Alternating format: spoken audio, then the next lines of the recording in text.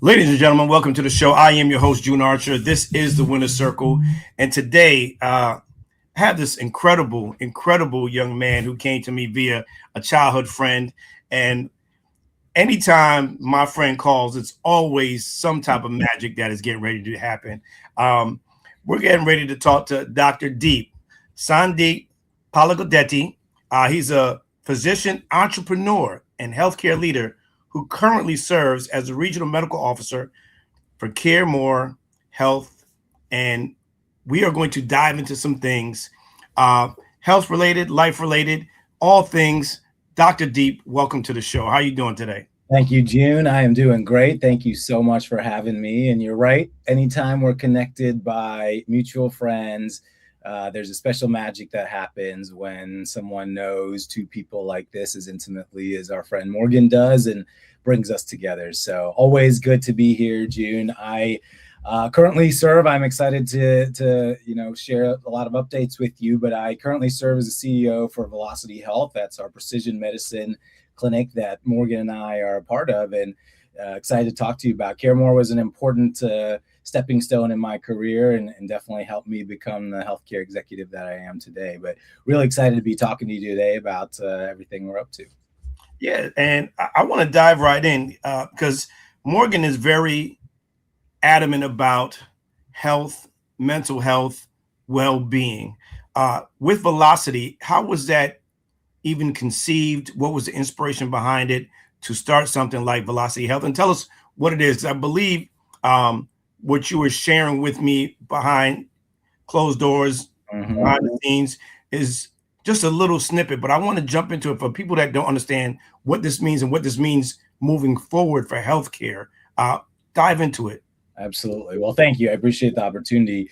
I come from a family of physicians. My dad's a doctor, is a family physician for 40 years in the same community, and my brother's a surgeon. So I've been around healthcare a long time and frankly seen how broken it is in so many different ways. I had the chance to train at some of the top institutions, was out in San Francisco, did a fellowship at Harvard, was on staff at the Mayo Clinic, and served as a physician and a leader in a bunch of different organizations. And throughout all of that, while there are well-meaning people all over healthcare, people who are trying to change the world, trying to do good, we get into the system and we get sucked up by the system. And before we know it, we become widgets in the machine. And we look back 2 decades later and realize all we're doing is pumping patients through this production that makes a big health system or health insurer more money, but we're not really connecting with human beings in the way that we should. And I think that's evidenced by the fact that 70% of us are overweight or obese, and 60% of us have diabetes or prediabetes. Cancer rates are skyrocketing. Childhood, diabetes and neurodegenerative conditions are all off the chart. So what we are doing is not working. As if I reflect on all these experiences as a physician, it's not any better as a doctor, right? Like, I went to medical school to really deeply, intimately know people and understand them, hear their story, and use the knowledge of science to help them achieve their best selves. But that's not what American healthcare mostly is. It's highly reactive. It's a sick care system. We wait until something breaks, and then we give you a 7-minute, 10-minute appointment and, shove you through the system and we're on to the next one. So as a doctor, the system certainly wasn't working. As a patient, I have a strong family history. I have 3 grandparents who died in their 60s from heart attacks, and both my parents have diabetes and heart disease. And I have 2 toddlers, as we were talking about earlier. And I look at them and I realize I don't want to limp through the next 20 and 30 years. I want to be my absolute best self for 40 and 50 and 80 years if I can. And we'll talk about that. And the last thing, June, is I kept seeing this recurring archetype of patient. People probably listening to this podcast who are entrepreneurs and leaders and athletes and people who have done incredible things with their career, who can plan out meticulously what a season looks like, or what an investment portfolio looks like, or what a corporate strategy looks like for 5 and 10 years out, and have all these KPIs, have all these layered infrastructure to achieve those goals. Then I'll ask those same people, okay, well, how do you apply those lessons to your own life? And I'm just met with this blank look, right? Well, I don't actually use that same rigor in my health as I do for all these other aspects of my life. So you bring all those three things together and you realize that American healthcare is not set up to help us achieve that vision I just described. So we were to strip it down and start from first principles, begin the kind of clinic that we would want for ourselves and our family. What would that look like? It would be highly proactive, highly individualized. It would know us deeply from the genetic code through our blood markers, through our gut microbiome, to our mental health and how we see the world, to our culture and our families and what our preferences are. And I don't think any one of us would say that that's what our current healthcare experience looks like, but that's what we've engineered. And so, patients come in, they're surrounded by a family of a team that really understands them and knows them, a doctor who sees them quarterly for 90 minutes, a health coach who's meeting with them monthly. And, we really get to know people more deeply than any other clinical team probably ever has. And that trust, that level of relationship allows us to do a lot with our patients. And so we can talk about all of that, but Velocity Health is essentially the culmination of all of that. We're a 50-state concierge precision medicine practice. We exist in the cloud, but we engage with people in their local communities in all sorts of different ways, but provide a lot of sort of access to folks wherever they are and whenever they need us. So that's a little bit about me and Velocity Health. Now, when you say concierge, for those who are watching and listening that don't really understand the concept, what do you mean by concierge? Yeah. The typical primary care panel in this country is about 2,500 patients. So everyone listen out there, your primary care doc has 2,000 or 3,000 patients that they have to try to remember and kind of manage. And everything that stems from that is how you experience care then. That's why it takes 6 weeks to get in. That's why it's hard to get a response when you just need an easy refill. That's why you can't get in to see a specialist because you need a referral. And that's why so many people just end up going to the ER, the emergency or the urgent care, or whatever it is, wherever they can find care. So concierge care really strips that down, and there's no big secret behind it. Really, it's two things. It's time with patients, meaning we strip that panel down to 1/10 of that size. Our doctors have 200 or 300 patients tops on their panel. So we know you, we know your wife, we know your dog's name, we know you're about to go through a big career change, we know that you're never going to touch that certain class of medications. And all of that is really important as we help guide you on your journey together. And another aspect of time is just being available, right? So 24/7, when people call us, they have someone who knows their care deeply. So sometimes we'll have patients who unfortunately end up in the hospital and they call us and we're the ones kind of talking to the hospital doctor and saying, look, you need to understand all of this stuff about this patient. We have all this context. We have years of data of them, that can help inform the process here. So that's aspect one. I think aspect two is that all of our docs have really spent time training and untraining in certain ways the goods and bads of the healthcare system, in that we bring together and meet people where they are. We bring together different concepts like functional medicine, like natural medicine, like allopathic medicine, where we use medications all the time and do procedures all the time. But some of our patients really prefer us to, they want to start with supplements and lifestyle or whatever first. And we definitely believe in that. So how do we meet folks where they are, not just treat them like a number, like they are just one case out of thousands, but treat them like they're the friends and family that they are. And that's the real concierge difference in field. I have two burning questions for you, Dr. D. Prior to the pandemic, it felt like you can get an appointment. You didn't have to wait weeks out. You didn't need all of these things. What really changed after the pandemic? I think there's two things. The data would probably show that it was not great across the board pre-pandemic. I mean, even leading up to 2020, that was one of the worst decades of healthcare utilization in the worst kind of ways, where we were, getting everyone into specialists and getting everyone lots of procedures, and healthcare spending was off the rails. COVID really changed things because all of a sudden you saw this big dip in utilization initially, because no one was going in to get all their procedures and all their preventative cares and whatever. Only people that were in the hospital were people that were sick from COVID, right? And so that changed a lot of dynamics. I think one thing that came from that is we virtualized a lot of care. So practices like ours benefit from that, in that before COVID, telehealth and virtual care was just a fringe kind of thing. Only a few people did it. Now everyone was engaging all of their healthcare this way.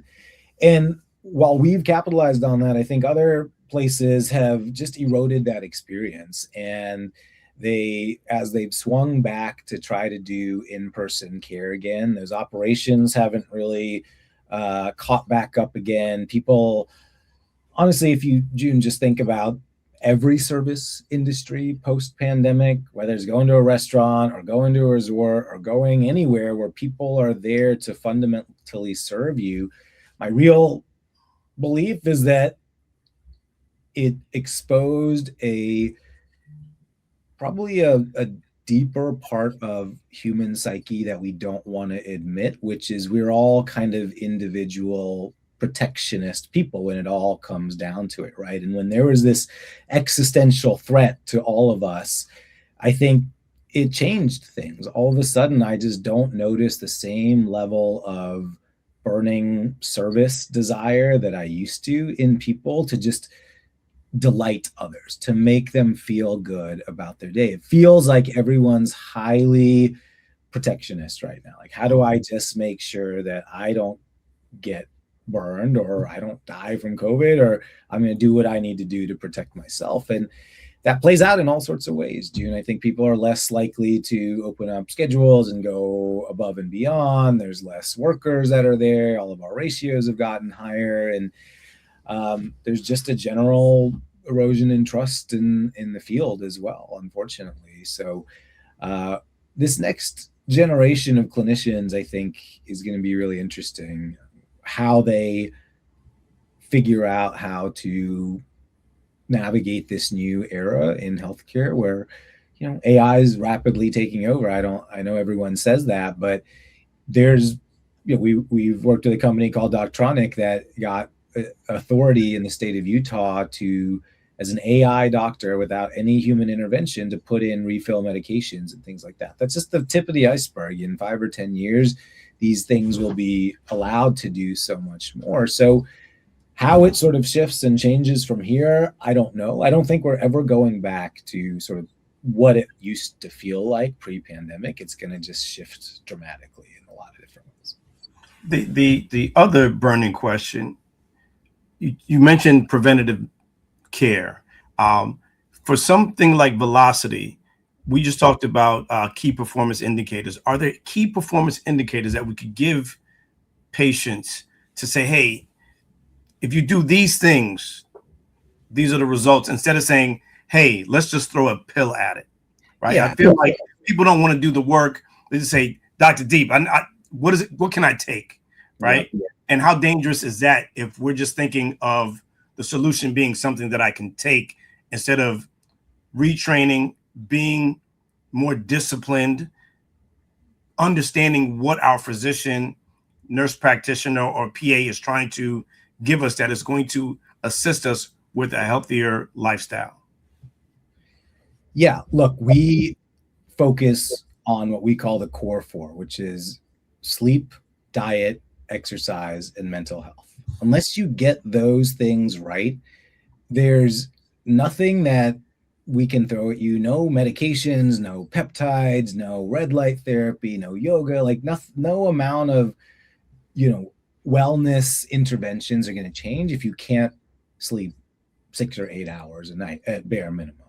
If you have absolutely terrible relationships with everyone around you, if your diet is all ultra processed food. So, it's easy to say you got to eat better, you got to sleep better, you got to, exercise more. But what does that actually mean? We try to take a very objective view at this. So let's take something like physical activity and exercise as one. What does it actually mean to exercise more? Well, there's objective ways we can measure this. This is how I would think about it and how I talk about it with patients is, I don't know how old you are, June, but say 30 years from now, you're 80 years old, right? And you want to be dancing at your granddaughter's wedding.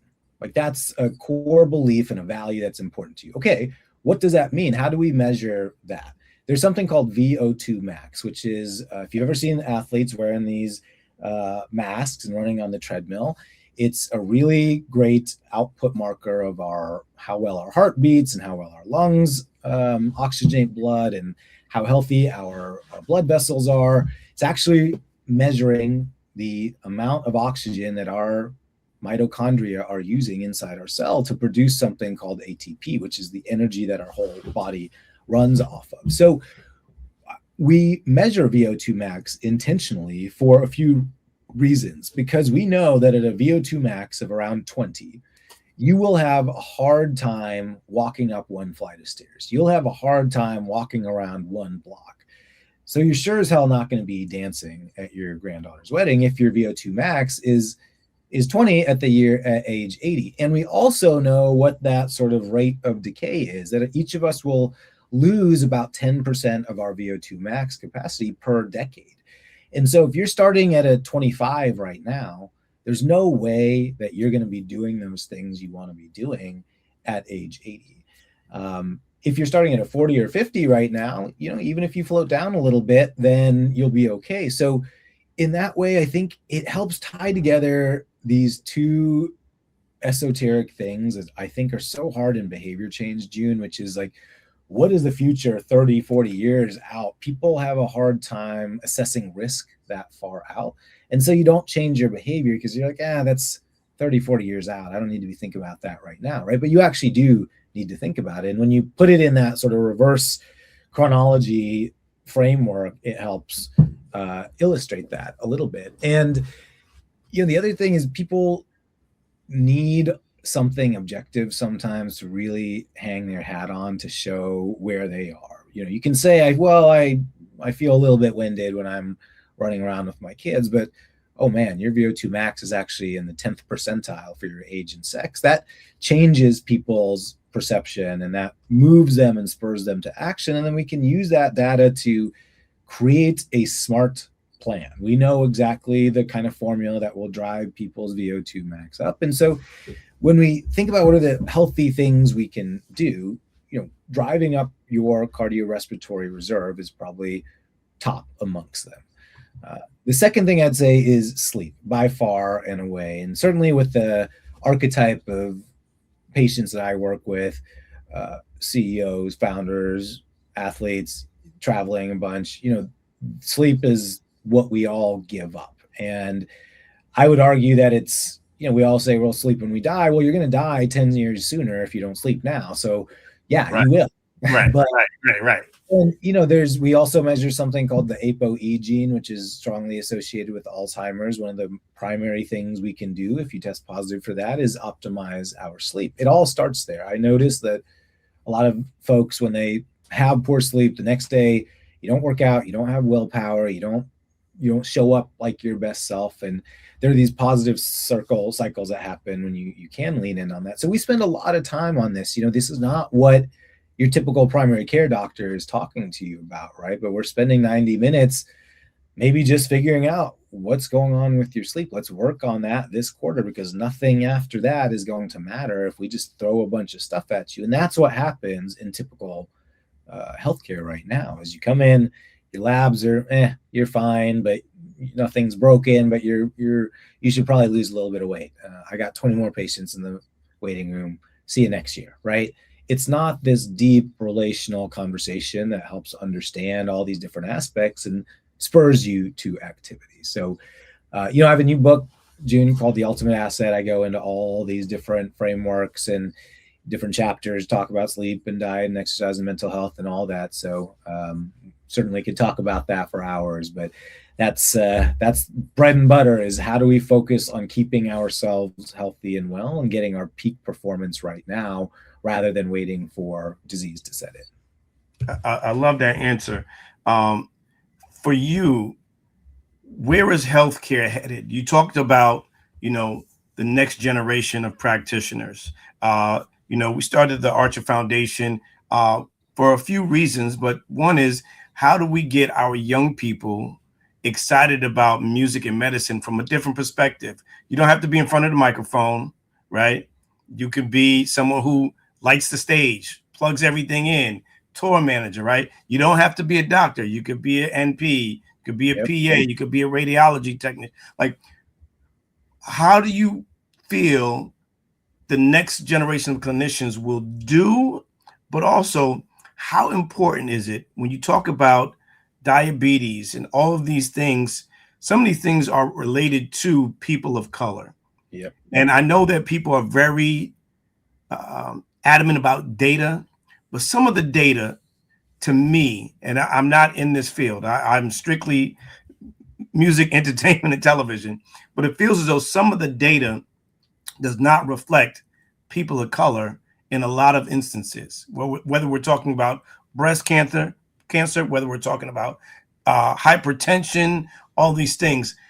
What does it mean for the next generation to be able to treat people of color, not being exclusive of anyone, but why does it matter that we know that people of color are treating people of color, because the data may be different, if that makes sense? Yeah, absolutely. I know what you're asking here. So, first of all, thank you for what you're doing with the Archer Foundation. So important. And music and medicine is such a healing, I think, concept that most people are not paying enough attention to. I am a very poor amateur musician across a bunch of different instruments, and have found a lot of solace in that. And I think even just developing more of my right brain and the creativity is important. But how that plays out in therapies for our patients is so important. So thank you again for what you're doing there. I think this next generation is really interesting because, I mentor a bunch of young people.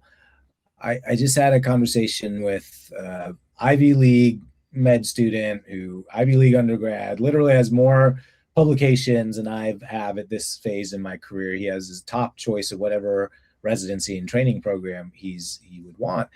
And we were talking and he said, Dr. Deep, I can't really justify spending 5 or 10 more years doing some deep subspecialty training when the world is moving so fast around me. And it's a little bit heartbreaking because I very much believe I am not one of these nihilist physicians who say, don't go into medicine. 50 to 75% of doctors advise the next generation not to follow their not to follow it. That's crazy to me. That's right? Crazy. I've heard it. Yeah. And that was not my experience. And it was a different generation. My dad was always very inspiring around it, right? I got to tote around with him. He never pushed me to it, but my Saturday mornings were spent driving around with him as he'd go see someone in the hospital or go see someone on hospice. And he was embedded in people's lives. And that kind of relationship is what always drew me to medicine. And I think we got too far away from that at some point. We started selecting for people who are memorization bots, people who could digest a lot of information, regurgitate it on a test, and score highly, or selected into medical school. But that's not actually the archetype of person we should be looking for to be in these unbelievably intimate relationships with people where you're guiding them through life and death. Literally, you are guiding them through the biggest and the best and the worst moments of their life. I actually am optimistic in that after the next few years of uncertainty settle down, we'll have such amazing tools at our disposal that knowledge is ubiquitous at this point. Clinicians, people will have the databases. It won't take this particular archetype of person to look at you and look at all this data and try to figure out what's going on. You'll have some machine that's way better at that than us, that tells us, dude, you've got this cancer. We know what this is. Here are the 5 options you have. That's where the next generation of clinicians needs to focus. Is if I had all the information in the world and I was still engaging with a human being, what would that conversation be? Well, what that actually is someone coming to me and saying, Doc, I know that the clinical trial tells me I should take this chemotherapy agent, but I've seen this study that says it only increases my life expectancy by 1 year. And for the next year, I'm going to have to spend every day at the chemotherapy center away from my family, missing important things. I don't know if that trade-off is worth it to me. What have you seen in your life? What's your experience tell you, right? A robot's never going to be able to empathize in that kind of way. It's never going to be able to really deeply look into your eyes and say, well, this is what I would do if it was my family, right? Or they'll never know what it's like. A bot will never know what it's like to have 3 terrible nights of sleep in a row and then have a big presentation coming up, right? Like that moment of conversation between two people, I think will be the new generation of clinician who are empowered by all of their little agents and bots that help them make the right decisions and make sure there's no errors. But ultimately, we still have to have the conversation with people. So I hope it'll actually select more for people who aren't just regurgitation experts on a test, but actually have to empathize with other human beings. No, I love that. I know that I've heard this generation doesn't want to do the work, and you can't fail out of certain programs. I feel like that is setting us up for failure.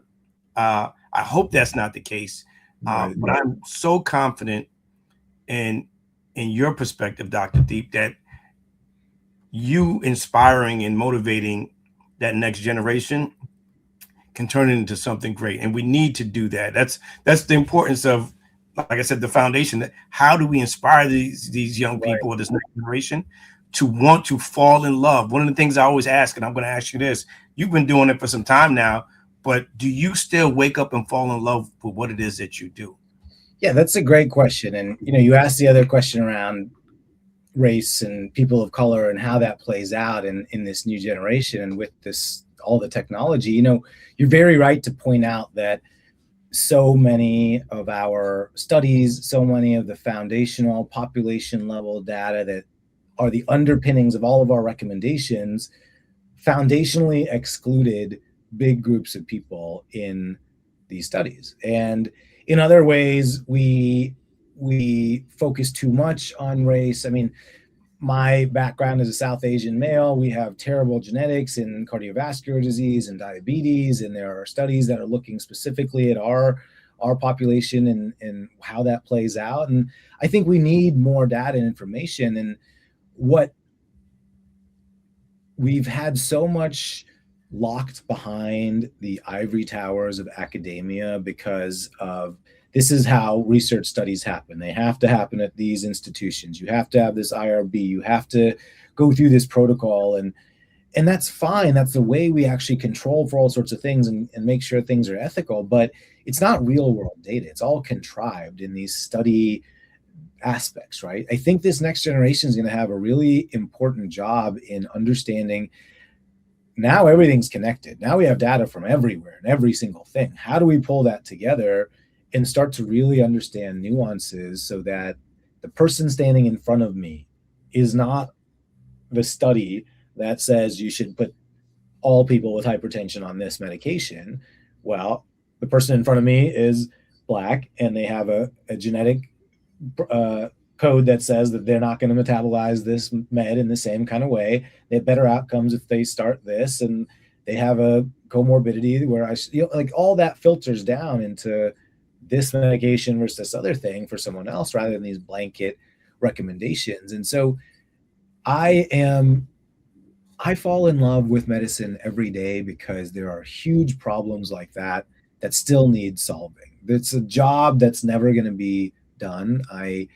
I hope that we will start to select for people that have not just a pure deference to hierarchy, but see that the system is broken and is causing harm every single day and needs to be fixed and have a sense of urgency around that as well. So that burning desire to change things for the better for my own family, if you're taking it in the most selfish of ways, for my own kids to have a healthcare system that can actually support them if they ever need it, is something I love every single day. And I think that's the kind of passion that I hope people are drawn towards. Personally, I'm much more driven by something like that than sitting behind a computer and doing day trading or something. That might be something that drives certain people, but it's going to take a certain type of person, I think, in this next wave of doctors who is looking to kind of blow things up, because whether they like it or not, it's gonna crumble down, and then we have to rebuild it in the way we know it. Dr. Deep, I can't thank you enough for this great conversation. Please let us know where we can take a look at the book and purchase it. And if anyone's interested in Velocity Health, where can they find that information? Yeah, absolutely. Thank you so much for having me, June. VelocityHealthClinic.com. VelocityHealthClinic.com is our main website. There's a part on there for the book. You can check out the book. It's called The Ultimate Asset. We really believe that in a world that's rapidly changing as fast as it is right now, the best thing you can invest in is yourself, your own body, your own mind. That will keep you strong and healthy for whatever future kind of comes. So that's available on Amazon, Barnes & Noble, Audible, all the places. Please go check it out. We have all sorts of cool offerings for people, whether you're a young person looking to make sure you just have a biological audit and just want a one-time review. You're someone with chronic disease who wants a longitudinal physician to follow you. I'm really excited about a new program we have kicking off, which is our Velocity Pro membership for athletes, both collegiate and professional athletes, where we wrap around them with sports medicine physicians and kind of fill the gap between training teams and orthopedists, and really help optimize things like their wearables and their hormones and inflammation and training loads and things like that. So all of that you can find at VelocityHealthClinic.com. And last thing I'll say, June, is if there's any folks out there who are young people considering going into medicine, we'd love to hear from you. I am open to having conversations and always want to share my experience and hopefully continue inspiring a generation of change agents, because we certainly need them. We certainly need it. And that sounds like we need to do a medicine and music panel or conference, but Absolutely. We'll make magic happen again at some point. Dr. D, thank you again so much. It is pleasure, honor, and I know we're going to continue this conversation again and have some more information. Ladies and gentlemen, that is Dr. Deep. I am your host, June Archer. Please like and follow him. Go to the website, take a look at the book, and just as important, be critical about your health, your wellness, and your mental health. It is the only thing we have that is going to get us to live the most abundant, fulfilled life that we can. And it starts with health. And I thank Dr. Deep for sharing these nuggets. So like it, love it, share it. Thank you so much for tuning in. As I always like to end, never leave the opportunity undone to tell somebody that you love them. It may be the last opportunity you have to do so. Thank you so much for tuning in. This is the Winner Circle. I'm June Archer. Thank you.